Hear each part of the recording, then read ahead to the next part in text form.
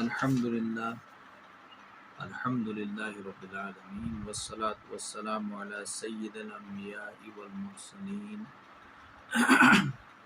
وعلی آلہ واصحابہ اجمعین اما بعد فاعوذ باللہ من الشیطان الرجیم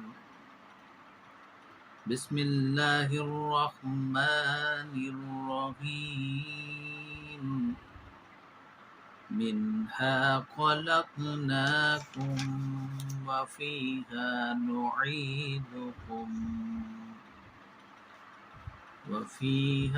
نعيدكم ومنها نخرجكم تارة أخرى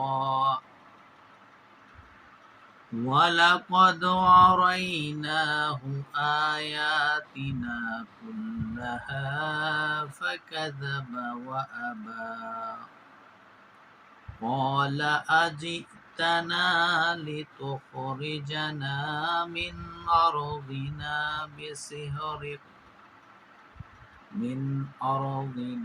بِسِحْرِكَ يَا مُوسَى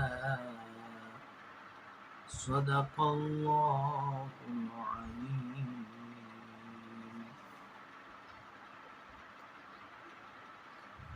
رب اشرح لی صدری ویسر لی امری واحلل عقدۃ من لسانی یفقهوا قولی۔ ربنا ظلمنا انفسنا وان لم تغفر لنا وترحمنا لنكونن من الخاسرین۔ آمین یا رب العالمین۔ معزز و مکرم ناظرین و ناظرات، السلام علیکم ورحمۃ اللہ وبرکاتہ۔ آپ کے سامنے رکوع نمبر 3 کی ابتدائی 3 آیات تلاوت کی گئی ہیں۔ انشاءاللہ کوشش کریں گے کہ اس رکوع کا پہلا حصہ جو ہے، آدھا حصہ، اس کی مختصر سی تفسیر آپ کے سامنے بیان کی جائے۔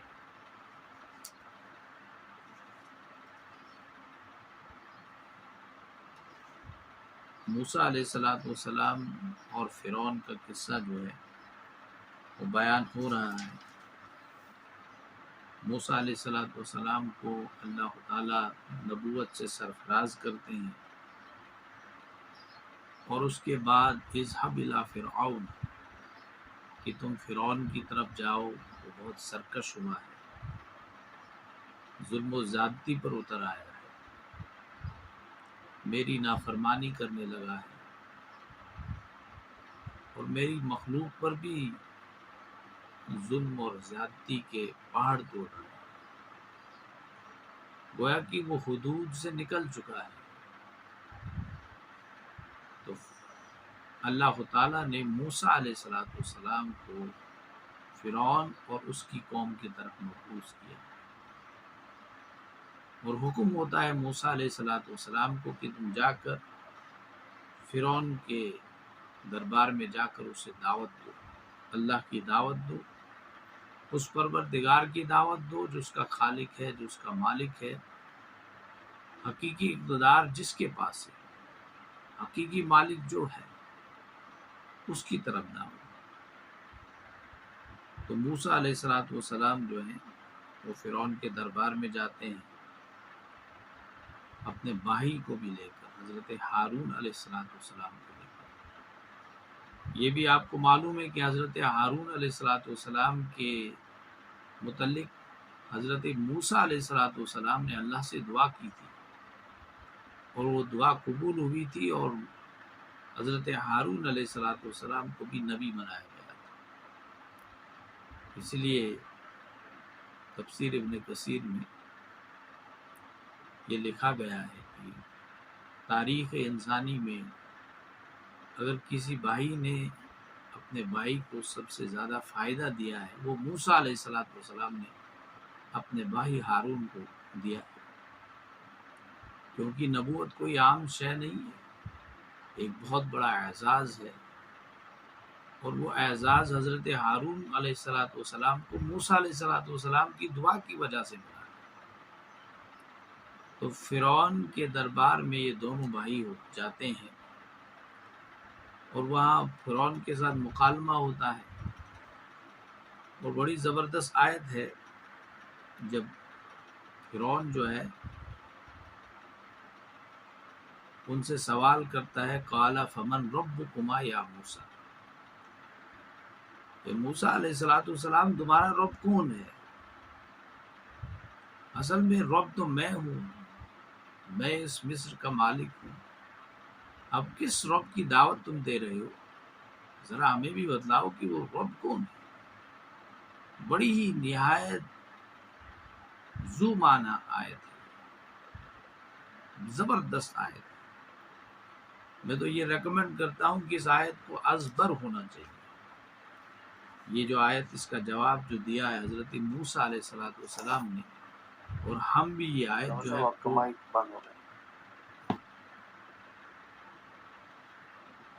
ہم بھی یہ آیت کوٹ کر سکتے ہیں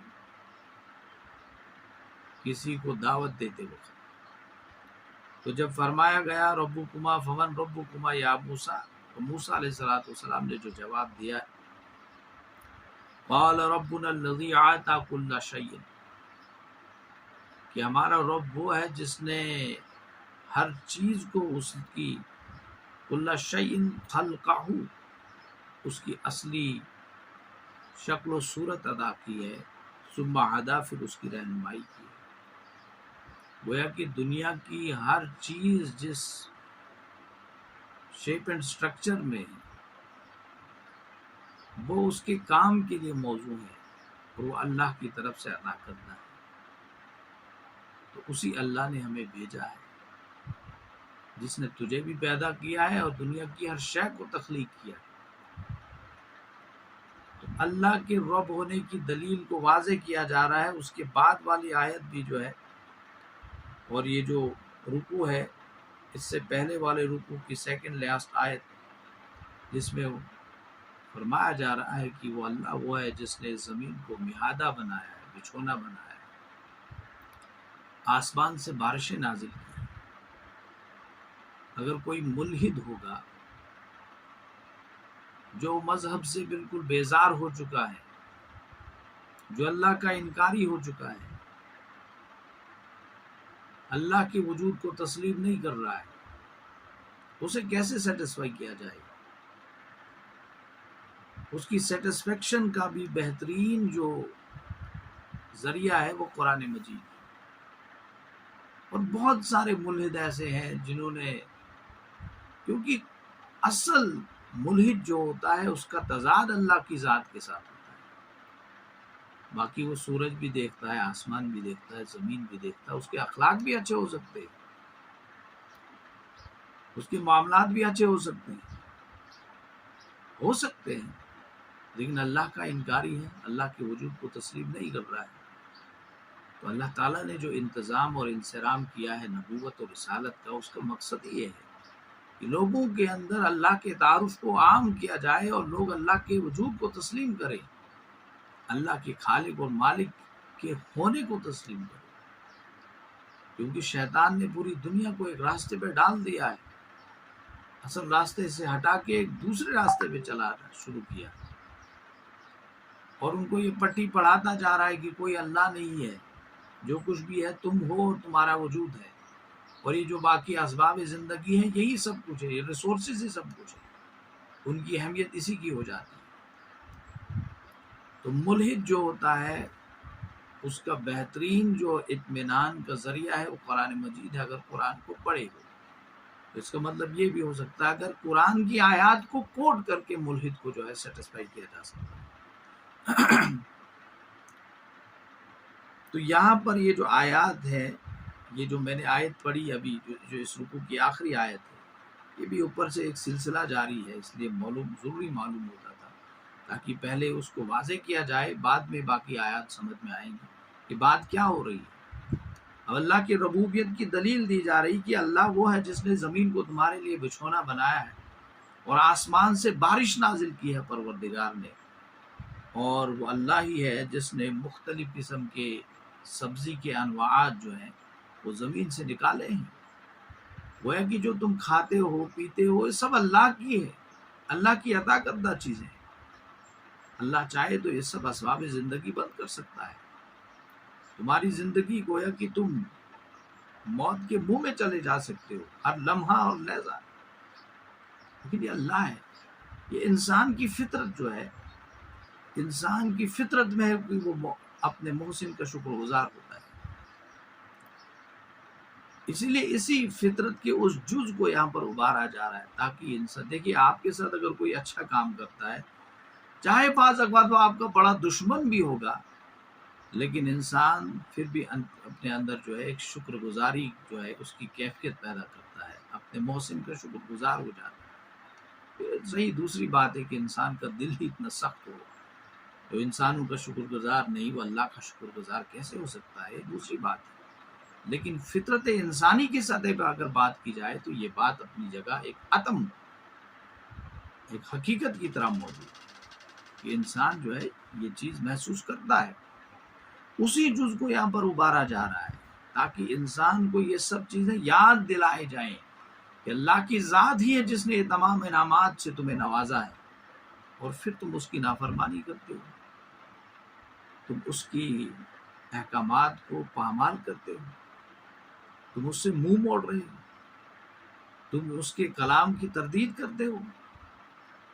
تو یہاں اس فطرت انسانی کے جز کو ابھارا جا رہا ہے کہ دیکھو اللہ نے یہ احسانات تم پہ کیے ہیں. پھر یہاں سے اسی ربوبیت کی دلیل سے جو ہے، جو اللہ کی ربوبیت کی دلیل ہے، اسی سے جو ہے کام لیا جایا آخرت کے حقیقی ہونے پر کہ اللہ تعالیٰ فرماتے ہیں منا خلقناکم، وہ اللہ کی ذات ہی ہے جس نے تمہیں پیدا کیا ہے اور اس زمین سے پیدا کیا ہے، جس زمین سے تم بے شمار ریسورسز حاصل کرتے ہو، کھانے کی چیزیں حاصل کرتے ہو، پانی بھی تمہیں زمین سے حاصل ہوتا ہے چشمے کے ذریعے سے.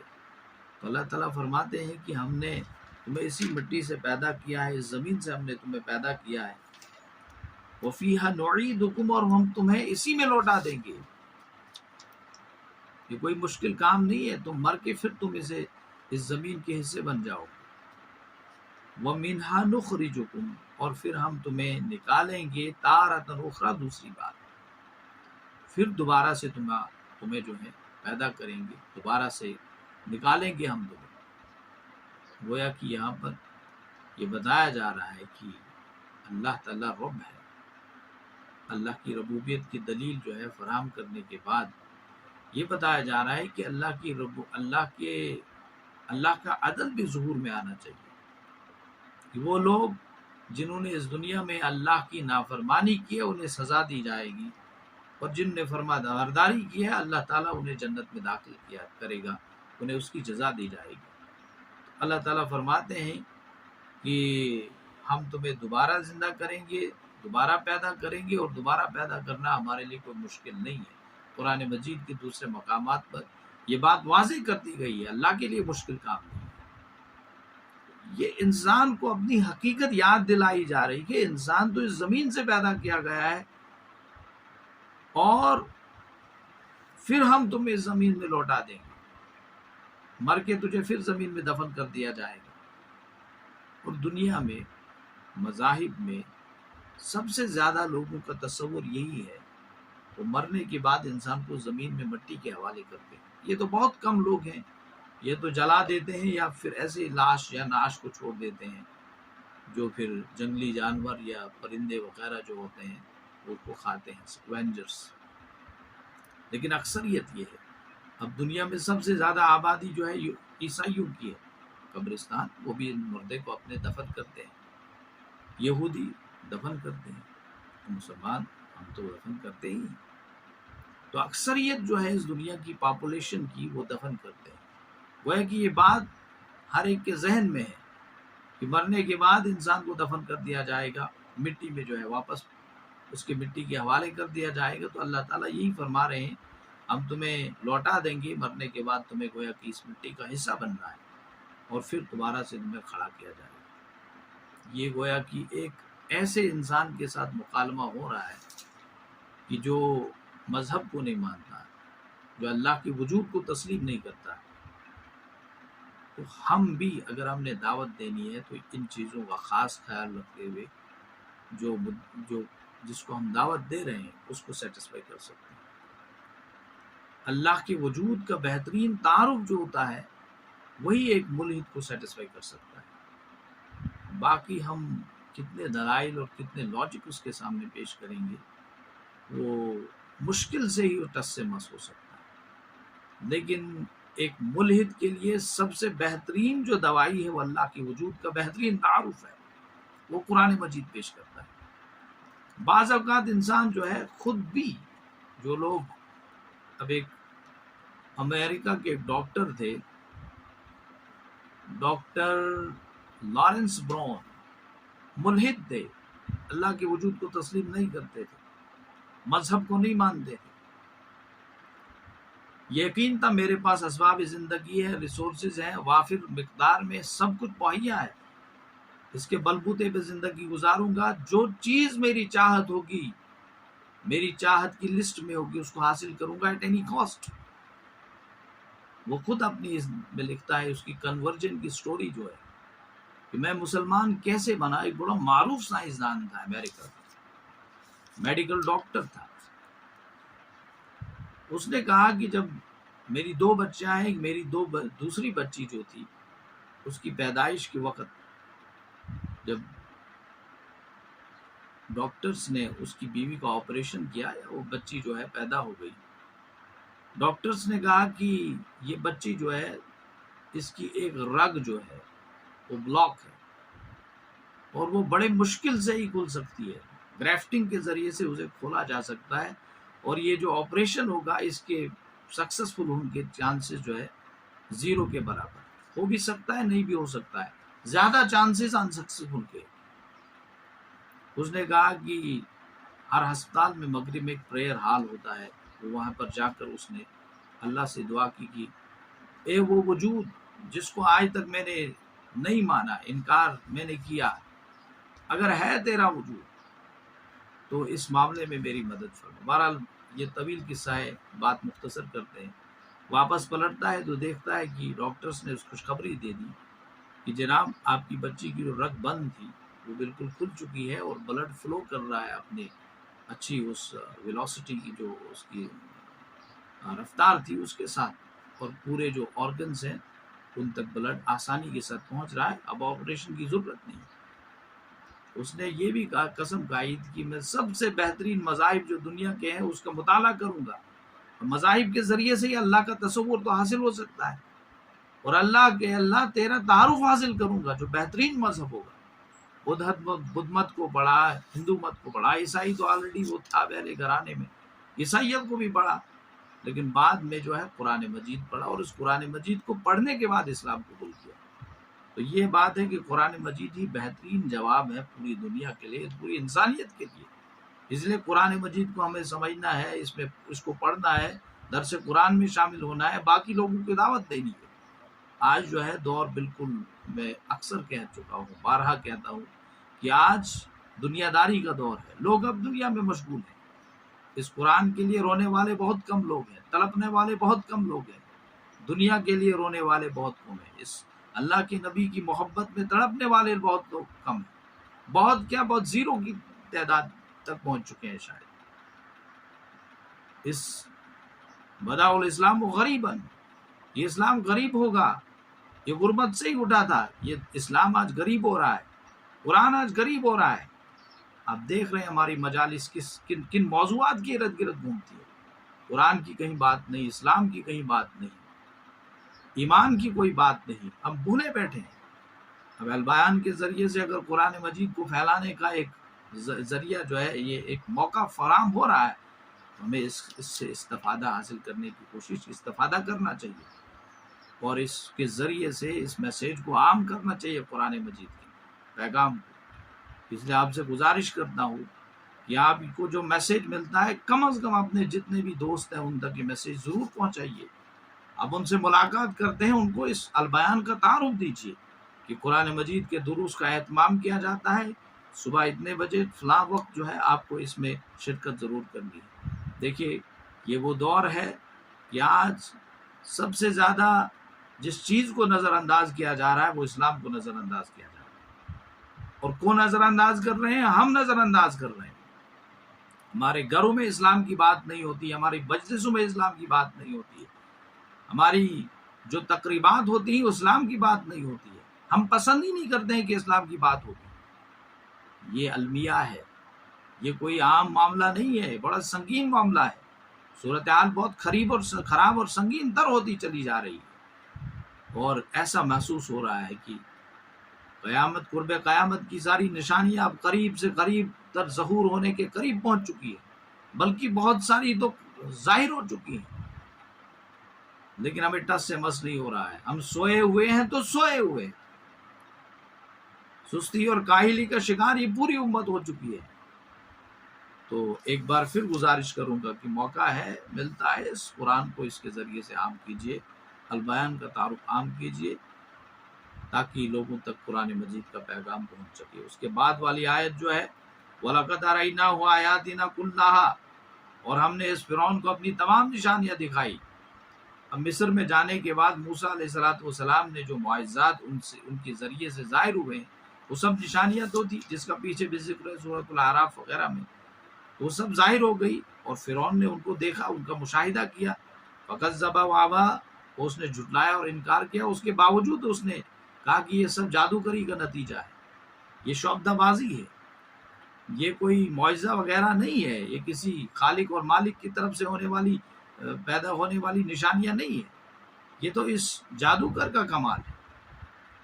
قَالَ أَجِئْتَنَا، اس نے کہا کیا تو آیا ہمارے پاس، لِتُخْرِجَنَا، تاکہ تو نکالے ہمیں، من ارضنا، ہماری زمین سے۔ اب فرعون جو ہے موسیٰ علیہ السلام پر الزام یہ لگاتا ہے، اچھا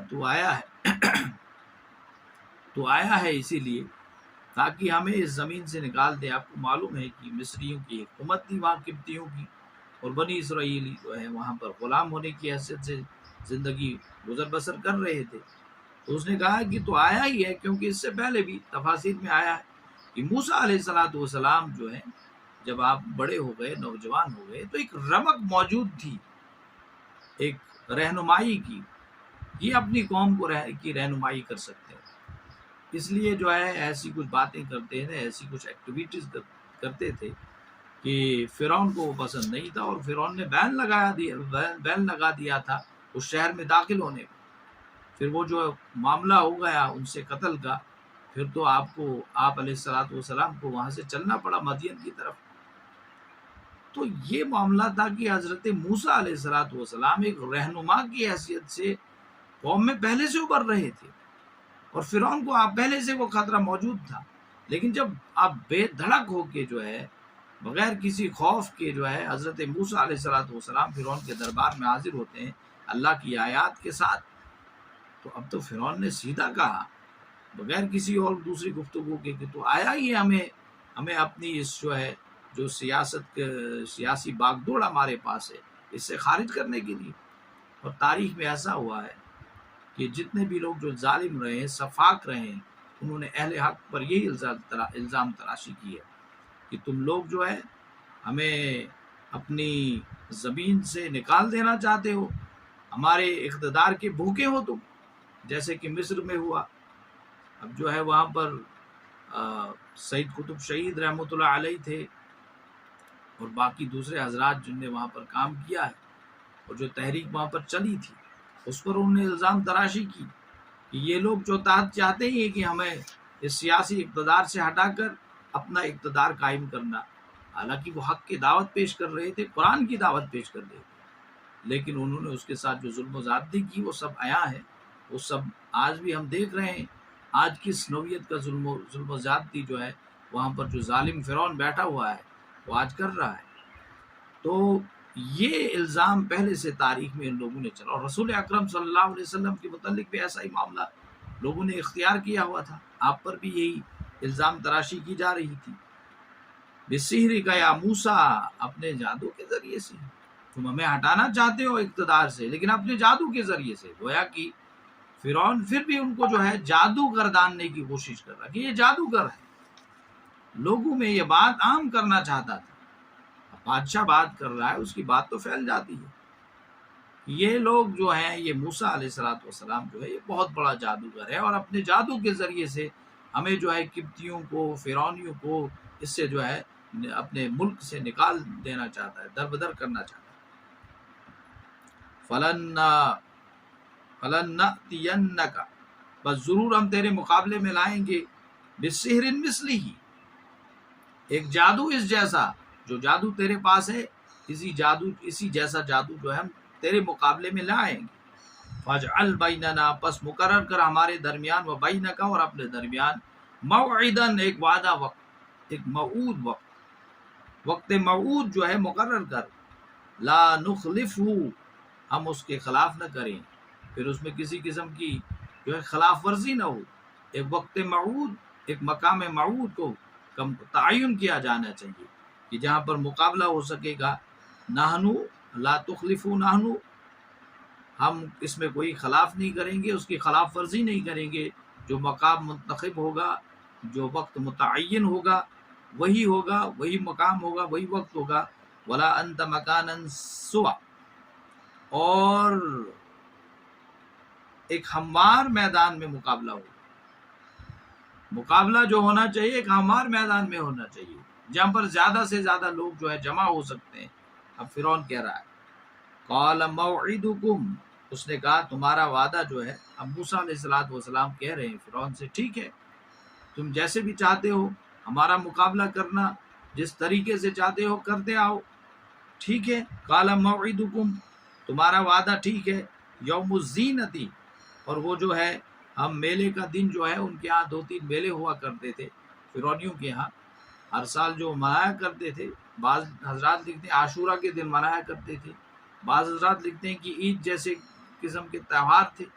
تو عید لفظ جو ہے جیسے کہ حضرت ابراہیم علیہ السلام کے متعلق آیا ہے کہ انہوں نے بھی عید کا دن منتخب کیا تھا، جب وہ لوگ عید کو چلے گئے تھے عید کی تقریب منانے کے لیے، تو پیچھے سے بتوں کا قلا کما جو ہے حضرت ابراہیم علیہ السلام نے کیا تھا۔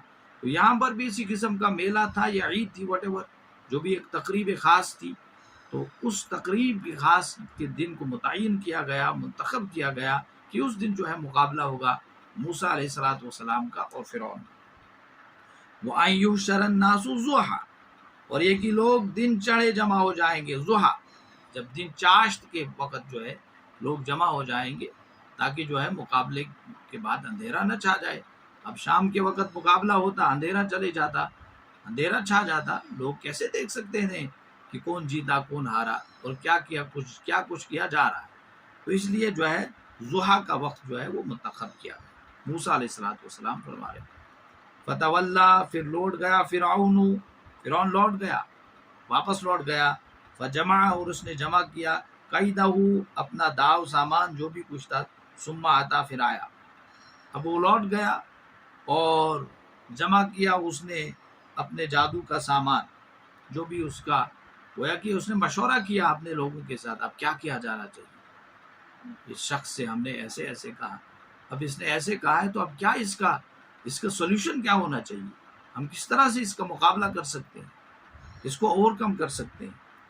تو پھر واپس آ گیا، قال لهم موسیٰ علیہ السلام نے، اب جادوگر وغیرہ اس نے، اب یہ قرآن مجید میں بعض دوسرے مقامات پر اس کو واضح کیا گیا ہے، یہاں تو وہ تفصیل وہ بیان نہیں ہو رہا ہے۔ وہ گیا جب اپنے درباریوں سے اس نے مشورہ کیا، اور مشورہ کرنے کے بعد سب لوگوں نے اسے یہ مشورہ دیا کہ دیکھیے یہ کوئی عام سی بات نہیں ہے، موسیٰ علیہ السلام کو ہارنا کوئی آسان کام نہیں ہے، اس لیے ملک کے دوسرے حصوں سے جو بڑے بڑے جادوگر ہیں، کیونکہ زمانہ وہ جادوگری کا تھا، بڑے بڑے جادوگروں کو بلایا جائے، ان کو جمع کیا جائے، اور پورے ملک کے مختلف حصوں میں ہرکارے بھیجے جائیں، پیغام جو ہے وہ لے کر، تو ان کو یہاں جمع کیا جائے گا فلاں دن، تاکہ ان کے ذریعے سے جو ہے موسیٰ علیہ السلام کی دعوت کا، اور موسیٰ علیہ السلام جو کچھ کہہ رہے ہیں اس کا تدارک کیا جا سکتا ہے بآسانی۔ تو یہ انہوں نے گویا کہ سامان کیا تھا، گویا کہ انہوں نے یہ تیاری کی تھی۔